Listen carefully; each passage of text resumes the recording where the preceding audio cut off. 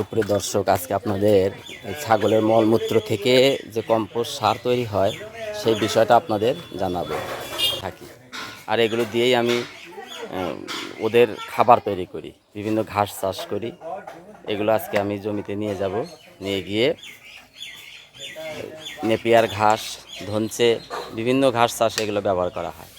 এখন ধনচের সময় নেই, এখন নেপিয়ার ঘাস গাড়বো, সাথে অন্য কিছু কৃষিকাজের যে শাকসবজি হয় সেগুলো করব। তারপরে এই সার দিয়ে সব ধরনের কাজে চলে। আপনারা ছাগলের খাবার তৈরি থেকে শুরু করে কৃষিকাজের যে কোনো জায়গাতেই আপনারা এই সার ব্যবহার করতে পারবেন। প্রচুর সার তৈরি হয়। এই সারগুলোকে ছাগল যেখানে মলমূত্র ত্যাগ করে সেগুলো নষ্ট না করে একটা জায়গায় ঝাড় দিয়ে জড়ো করে রাখলে সেগুলো থেকে প্রচুর কম্পোস্ট সার তৈরি হয়। আর এই নেক্সটটা কেনার প্রয়োজন পড়ে না। এই দেখুন, ঝুরঝুরে সার, একদম ঝুরঝুর করছে,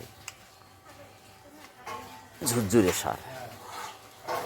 এই সারগুলো আপনি মজে যায়, এর জন্য কোনো কেঁচো দিতে হয় না, কোনো প্লাস্টিক কিছু ব্যাপার নেই। অনেকে আমি দেখেছি ভিডিওতে তারা প্লাস্টিকের মধ্যে রেখে সেখানে কেঁচো এনে দেয়, তারপরে সেগুলোকে বিভিন্নভাবে তারা ভিডিও করে, কিন্তু কোনো প্রয়োজন নেই।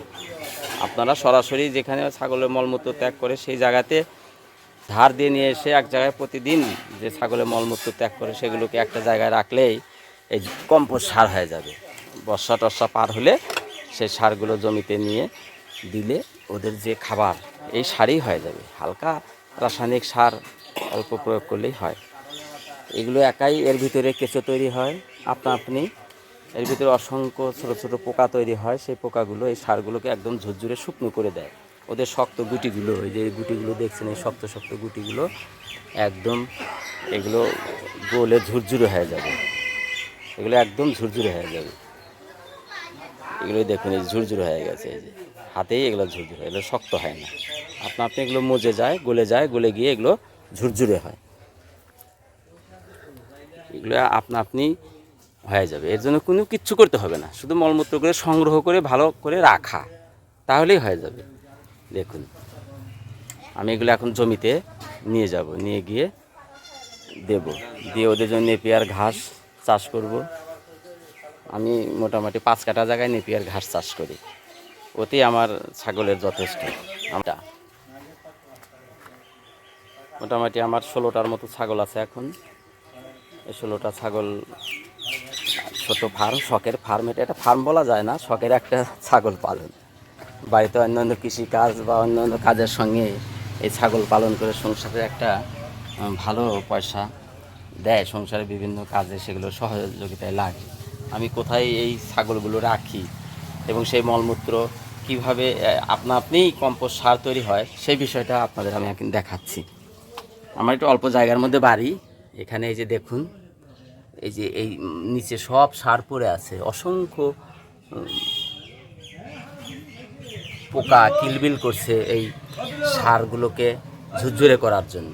প্রচুর সার রয়েছে দেখুন, এই যে ওদের যে মাচা করা আছে, এই মাচার নিচে এই সারগুলো হয়েছে। দেখুন, মাচার নিচে সারগুলো রয়েছে। সারগুলো পরে 6 মাসের মধ্যে এগুলো মজে ঝুরঝুরে সার তৈরি হয়। আপনি এগুলো সার তৈরি হয়, কিছু করতে হয় না। এর জন্য কোনো কেঁচো লাগাতে হয় না, কোনো পোকা দিতে হয় না, এগুলো দেওয়ার কোনো ব্যাপার নেই। এই দেখুন, এই যে কীভাবে আমি বাঁশ দিয়ে মাচা তৈরি করেছি। মাঝে মাঝে ফাঁকা রয়েছে, এই ফাঁকার মধ্যে দিয়ে ওদের মল মূত্র সব ঝাড় দিয়ে নিচে ফেলে দেওয়া হয়। যখন মূত্র ত্যাগ করে ঠিক ওদের ওই গোবরগুলোর নিচেই সেগুলো পড়ে, একসাথে পড়ে মজে আপনি সার তৈরি হয়। দেখুন, এই যে অসংখ্য ফাঁক রয়েছে, এই ফাঁকের মধ্য দিয়ে মলমূত্র নিচে পড়ে যায়। এবং কিছু কিছু জায়গায় একটু বেশি ফাঁকা রেখেছি, ওই জায়গা দিয়ে ঝাড় দিয়ে ওখানে ফেলানোর জন্য। এই হচ্ছে আমার ছাগলের থাকার ঘর, ছোট ঘর। এখানে 10 ফুট বাই 10 ফুট একটি ঘর, 2টি জানালা করা আছে। 10 ফুট বাই 10 ফুট ঘরে বাঁশ দিয়ে আমি মাচা করে দিয়েছি। প্রায় 4 বছর হলো এই মাচা, এখনও খুব শক্তিশালী রয়েছে, এখনও নষ্ট হয়নি। দেখুন, এই মাচার উপরে ওরা মলমূত্র ত্যাগ করে সাথে সাথে ওরা নিচে পড়ে যায়, এবং যেগুলো বাকি থাকে সেগুলো আমরা সকালবেলা ঝাড় দিয়ে নিচে ফেলে দিই। একটু দিয়ে দিবেন। 6 মাস পর পর এই সারগুলো বের করে নিয়ে আমি জমিতে দিই। দেখুন এই যে একটু বেশি বেশি কিছু জায়গা ফাঁকা রাখা আছে, এদের পা পড়বে না, সেইভাবে এই ফাঁকাগুলো করা আছে। ওদের পা ফসকে ভিতরে যাবে না, পা আটকে যাবে না।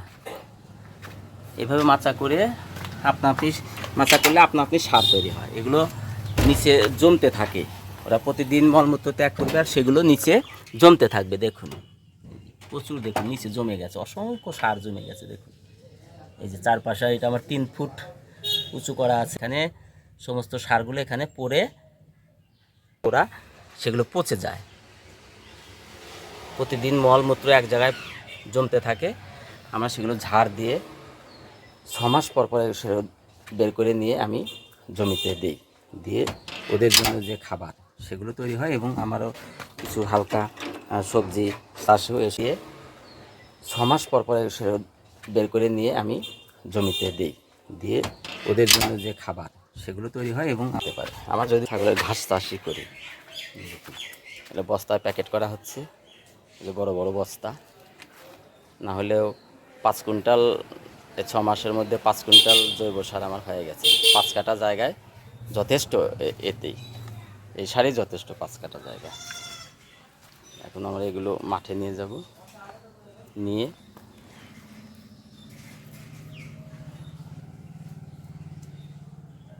খরচগুলো দেখুন, এই নেপিয়ার ঘাস একটু হালকা রোদে দেওয়া আছে, এরা একটু ভেজা ভেজা থাকলে ঠিক ভালো খেতে চায় না, তাই এদেরকে রোদ্রে দিয়ে রেখেছি। দেখুন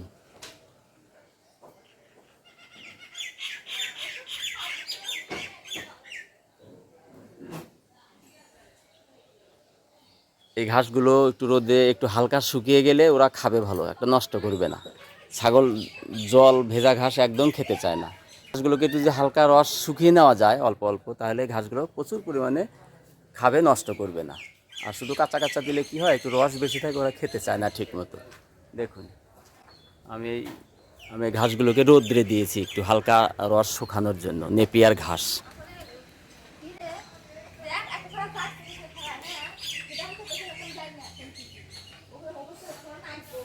নেপিয়ার ঘাসগুলো হালকা শুকিয়ে নিয়ে রস একটু কমিয়ে নিয়ে কেটে দিলে প্রচুর পরিমাণে খাবে ওরা। সকালে এই যে ওদের জন্য আমি খড় কেটে রেখেছি, খড় খাবে।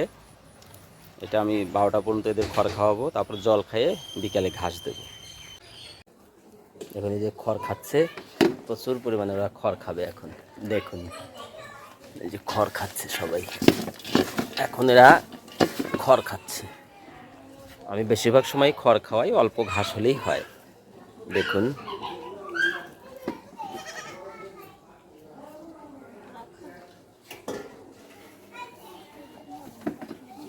দেখুন খড় খাচ্ছে আমার ছাগল।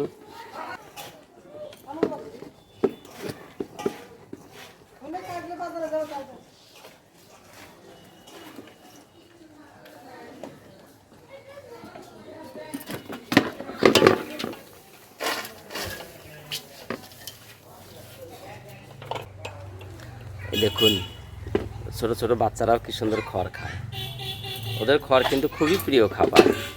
কিন্তু খড়গুলোকে সুন্দরভাবে মেখে খাওয়াতে হয়, খোল দিতে হয়, নালি গুড় বা চিটে গুড়, লবণ, মাঝে মাঝে বিট লবণ, খাবার সোডাও মাঝে মাঝে দিতে হয় মিনারেল হিসেবে। দেখুন ছোট ছোট বাচ্চা এরা, দেখুন ছোট্ট বাচ্চা কীভাবে খড় খাচ্ছে দেখুন। তাহলে আপনারা যকের ফার্ম করতে চান, ছোট এই বেশি না 3-4টি মা ছাগল দিয়ে, তাদের জন্য আমার এই কিন্তু ভিডিও। আমি যারা খামারি বন্ধু তাদের জন্য নয়, যারা শখের ছাগল পালন করতে চান তাদের জন্য আমার এই ভিডিও। এই দেখুন, যারা বাড়িতে ছাগল পালন করতে চান তাদের জন্য আমার এই ভিডিওগুলো আমি করি। যারা খামারি রয়েছেন তাদের জন্য আমার এই ভিডিও নয়। এই যে দেখুন, এক জায়গায় খেতে দিই না, বিভিন্ন জায়গায় এদেরকে খেতে দিই। এক জায়গায় খেতে দিলে ওরা মারামারি ঝগড়াঝাটি করতে থাকে, মারামারি করবে, ঝগড়াঝাটি করবে, কখনোই শান্তভাবে খাবে না। দেখুন খড় খাচ্ছে। তাহলে সুপ্রিয় দর্শক বন্ধু, আমার ভিডিওটি ভালো লাগলে লাইক করবেন, কমেন্ট করবেন, শেয়ার করবেন এবং সাবস্ক্রাইব করে বেল আইকনটি টিপে দিয়ে সঙ্গে থাকবেন পরবর্তী ভিডিওটি পাওয়ার জন্য। সকলকে ধন্যবাদ।